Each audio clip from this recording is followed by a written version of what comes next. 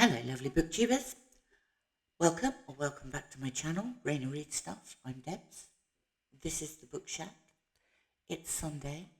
So for my second video of today, I'm going to do my normal weekly reading wrap-up. Last week of July, so I've been finishing off several events.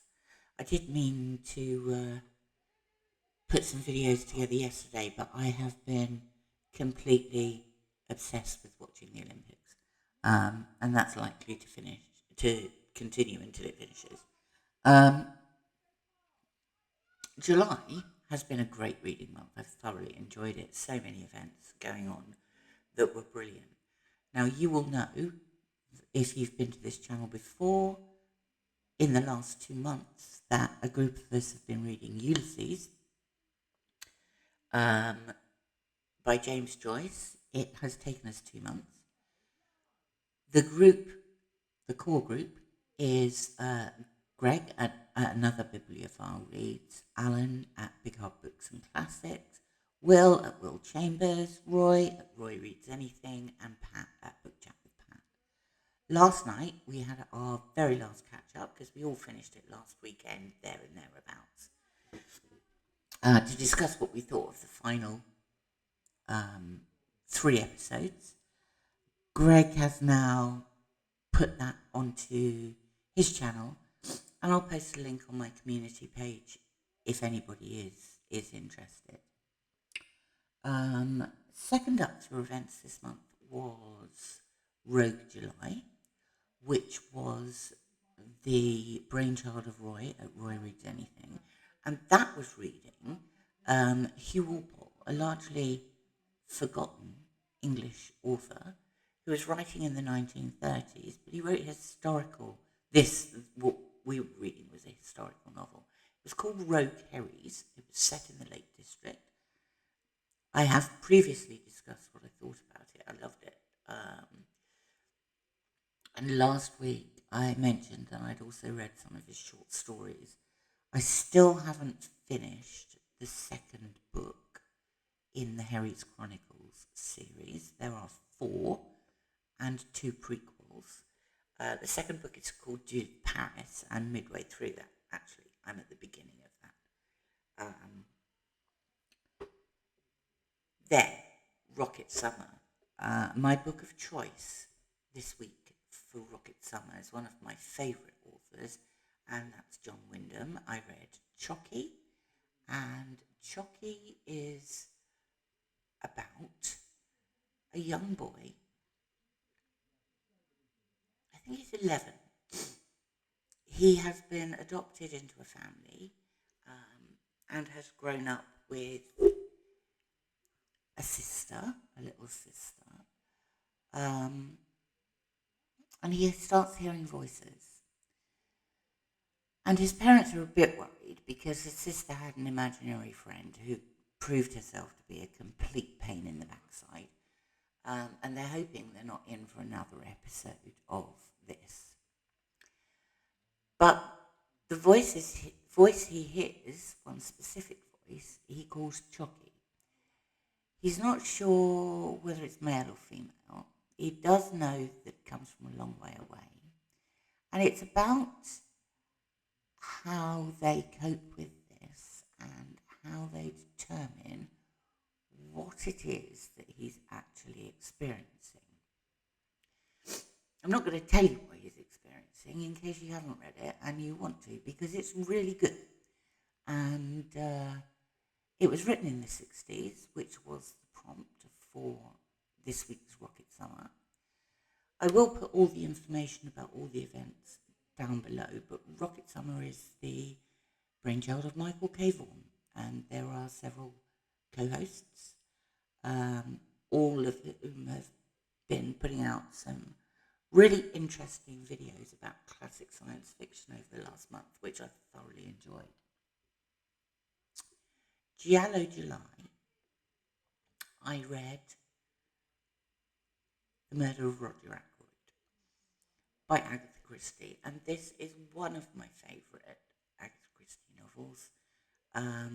I've always enjoyed it. The prompt for this week's Giallo July was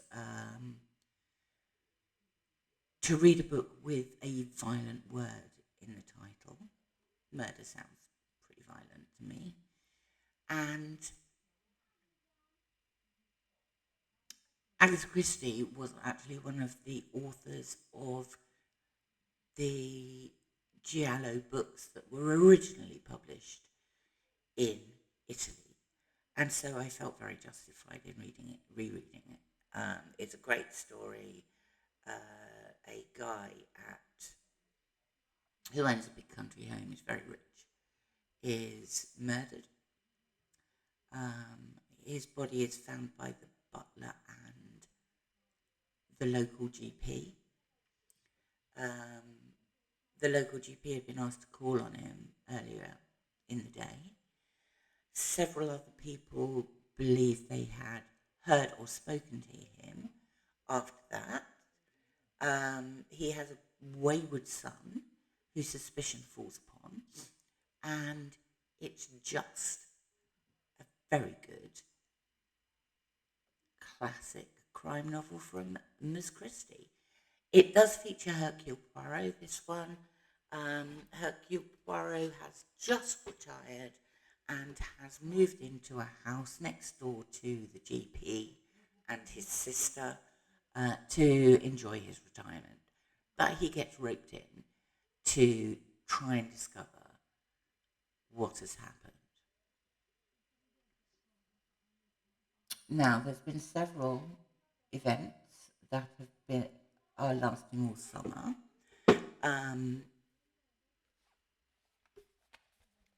For the Wrath of the Summer of Trek, so the book Trek event, which is organised by Vin at Revenant Reads. I read this. This is Star Trek 4, and it's by James Blish.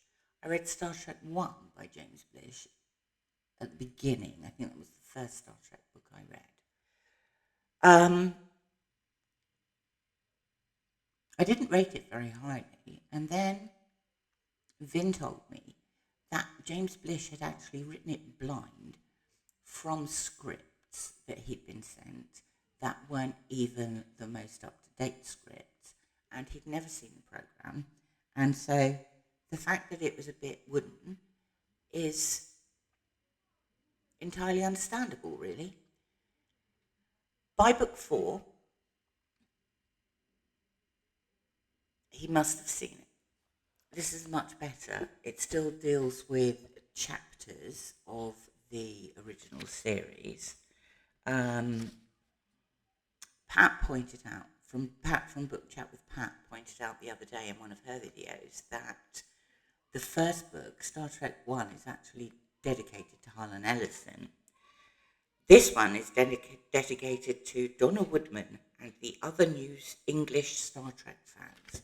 So, Star Trek has obviously come to England by that time. Now, this one was published in 1971. And I think that, the first Star Trek came out, I believe, in 1967. The other thing I read is from this fabulous thing. If you saw my book haul video the other day, I was raving about it. I bought so many excellent books from secondhand bookshops on Tuesday. It was unbelievable. This is one of 4 science fiction analog magazines I picked up from 1968. And there is an article in here entitled "To Make a Star Trek," and the article is by G. Harry Stein, and it's talking about this new science fiction program and how brilliant it is. It includes some screenshots. It talks about the science behind it. and also about how the science isn't explained, which they think is a good thing. And it says in here, if you're using, I don't know, your television, and your television it features in a book, you don't feel the necessity to tell the world how your television works. And the same applies to this. Oh, look, that picture there is Spock and Sarek having heart surgery, which is one of the stories in this. I found it really interesting. One thing I thought was really funny is that they kept Stein kept referring to television as the tube, which I haven't heard for a very long time. A couple of other books I read this week. Oh, my audiobook for this week was the second in the Inspector Grant series by Josephine Tay. And, sorry, my neighbours are being loud. I hope you can't hear them. So, I'm listening to these on Audible. I bought a complete collection of all of the Inspector Grant and the one I read was A Shilling for Candles. It was really good. I liked this very much. A Nottingham-born Hollywood actress who has gone from a lace-making factory in Nottingham. Actually, the first book in this series, also featured Nottingham. For those who don't know, that's where I live. I'm always interested in books that feature Nottingham. So a Nottingham-born Hollywood actress is found drowned on a beach. Nobody knows who she is when she's found.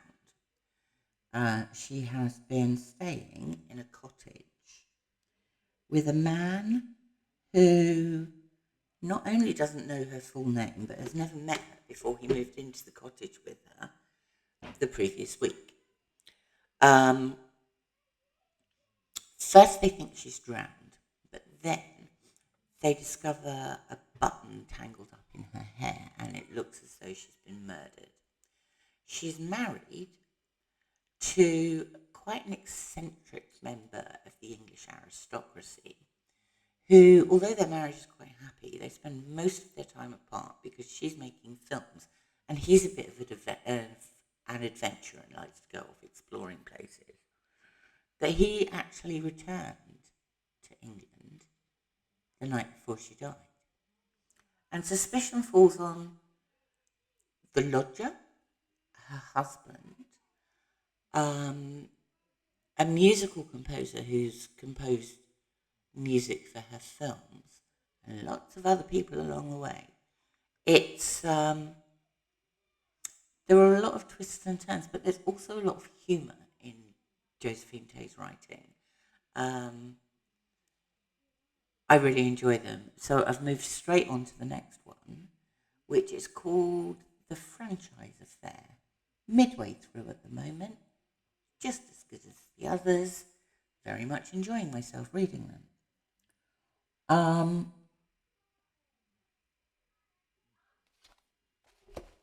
Going back to my book haul, and inspired by my friend Pat, I picked up 5 volumes of poetry by American poets. I picked up 2 by Adrienne Rich. I have read this one now, A Wild Patience Has Taken Me This Far. I picked up 2 by Billy Collins. And I've read this one, 9 Horses. I'd never heard of either of these poets until I started listening on a regular basis to Pat's videos. She does a daily poetry video, and she does Poetry Thursdays as well. And she had frequently mentioned these two poets. I absolutely love them. You know, I was so delighted when I found these books the other day. The other one that I picked up was Caribou by Charles Wright. But I'm absolutely loving these. I know Pat is a big fan of Adrienne Rich. I thought her poems were beautiful. I think I enjoyed this book more. Billy Collins' poetry sort of starts off with the mundane and normal and then lifts you places. I'm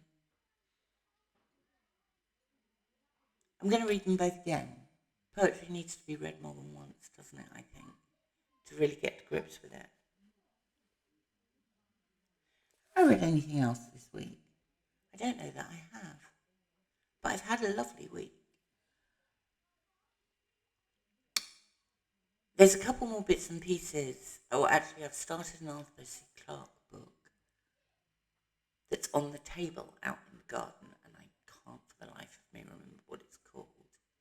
But that features Farnborough, which was the birthplace of British aviation and just down the road from where I used to live. So I know the area very well. So that's interesting. There's possibly something else, but for the life of me, I can't remember what it is. So I'm just going to leave it there and get back to watching the Olympics. Because in a couple of hours, Adam's PT is swimming. I need to be able to watch that. Thank you for popping by. I am very much looking forward to August, where I can't believe it starts on Thursday. So we have Garb August coming up, and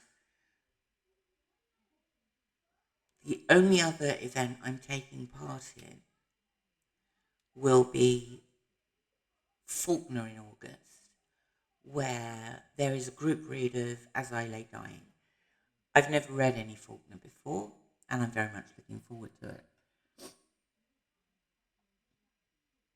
I think I've achieved most of what I wanted to achieve in July, with the exception of Jane Austen July. I read one history book about Jane Austen's times. It was great fun, actually. It was about manners and things like that.